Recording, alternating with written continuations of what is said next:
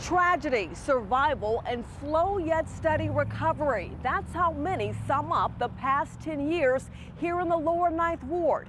So many suffered tremendous loss. For one family, Katrina destroyed more than a house and the possessions within. Imagine 4 lives lost in one day.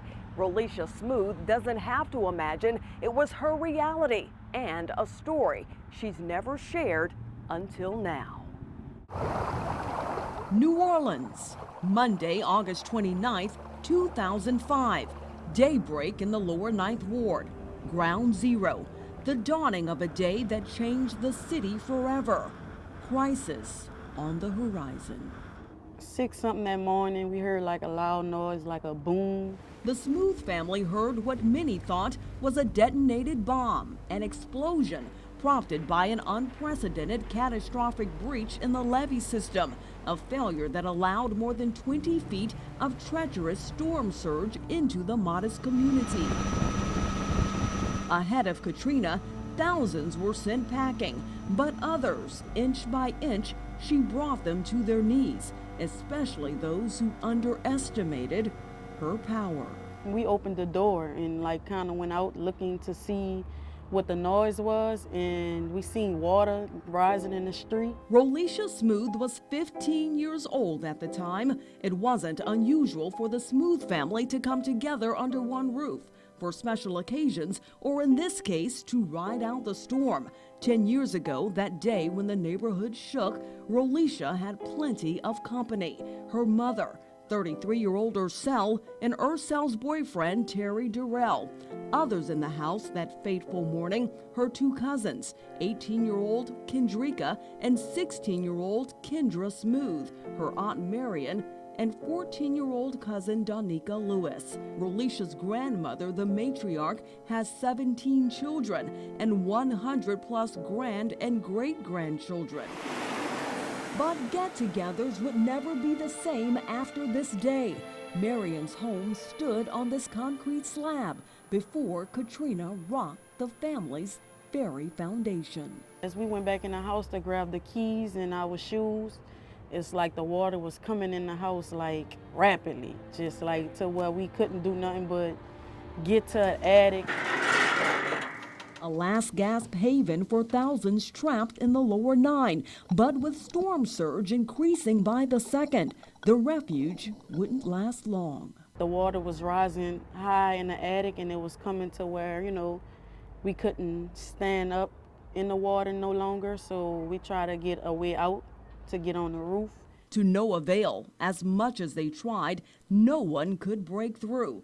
Steadily, the entire neighborhood was submerged.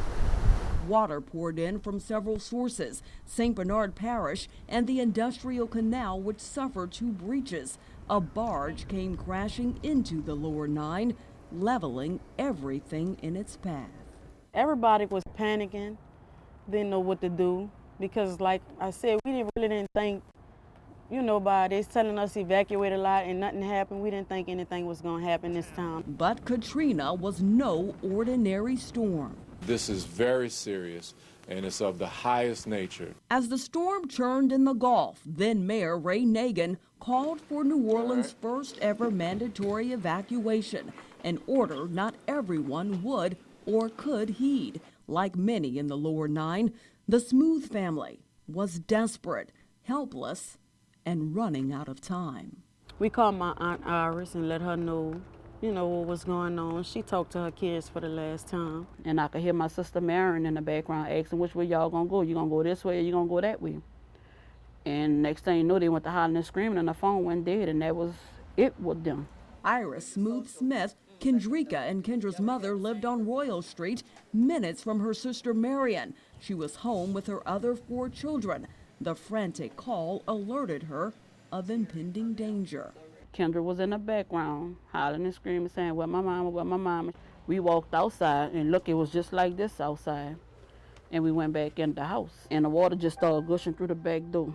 Iris says her daughters were sweet girls. Both attended Alfred Lawless High School. Kendrika was elected prom queen and was headed to college. 16-year-old Kendra, like her sister, wanted to become a nurse. It's like the Lord let her live long enough to warn us about the water.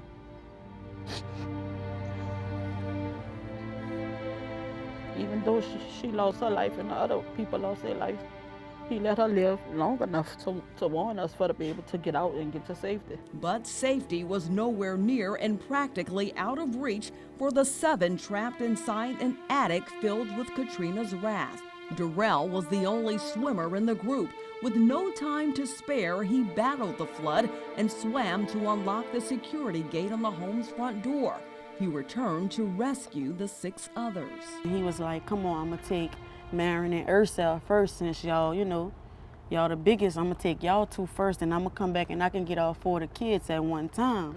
But my mom was like, no, take my baby first. At her mother's insistence, Rolisha was brought to safety first. But when Darrell returned to help free the remaining 5, Ursel, Marion, Danica, and Iris's 2 girls, Kendrika and Kendra, he couldn't see, he didn't see anyone, like, because of the water. It was like black, like it was a dark color to where, like, if you went under the water, you wouldn't be able to see anything. And he went in like 3 or 4 times trying to see if he can see someone. He continued to search, with Rolisha clinging to a gutter outside the front of the home.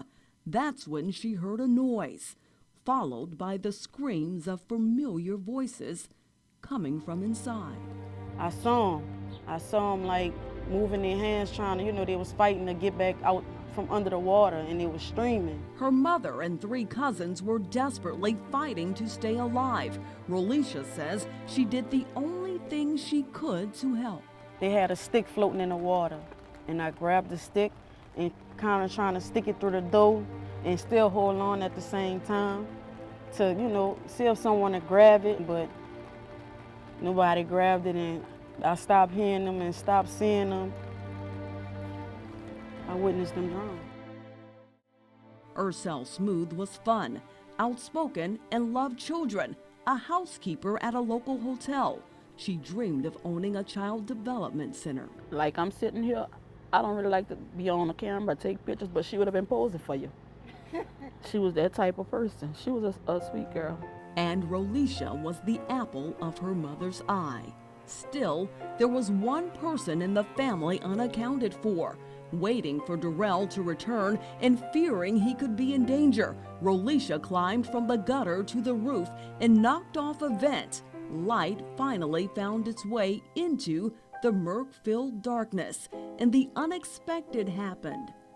Movement. She was like, Ro? And I was like, yeah. And I was like, Auntie Marion. And she was like, yeah. I didn't think she had made it, because I already knew what had happened to my mom and my 3 cousins.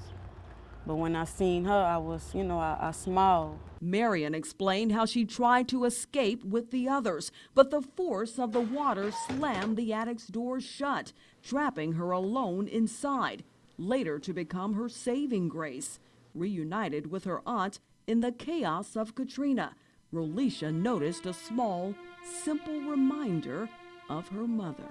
A bag of chips my mom had, and it came floating towards the attic part where I knocked the thing open at.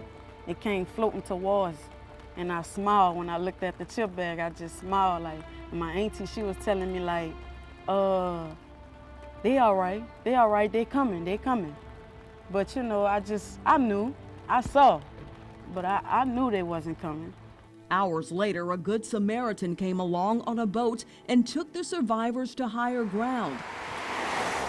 Today, Marion Smooth still lives on Flood Street, 2 doors from where her daughter, sister, and 2 nieces drowned. For her, Katrina is too painful to discuss. And that's understandable, because she was there. Like I told her, she's strong for to move back over there where it took place at. The family's gone 10 years without counseling, dealing with emotional scars, flashbacks.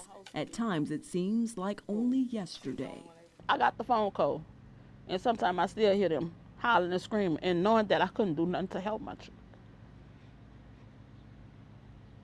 I still hear that. I didn't know what to do and what to think. Like, I was just a child. I was scared myself. She feels sometimes she could have done more. Now she's a mother of children who will never know their grandmother. I'm evil with Katrina. Katrina took the only family I really had. I'm the only child, just me and my mama. And you took that away from me. Her cousins were her 3 best friends. The big family parties don't happen as much as they used to, just once a year now. Katrina separated the inseparable. Gone but not forgotten, Rolisha is writing a book chronicling her family's story of Katrina. A story it's taken a decade to tell. I wasn't ready. Yeah. I wasn't emotionally, physically, I just wasn't ready. But now, today, I can honestly say I'm ready to tell that story. And Rolisha says even in death, her mother and 3 cousins deserve to be heard. Fact is, there are many untold stories in this hard-hit neighborhood, some too painful for survivors to put into words. But know this, for every empty foundation, there lies a muted testimony of a family that once called the Lower Ninth Ward home. I'm LaTanya Norton. Back to you.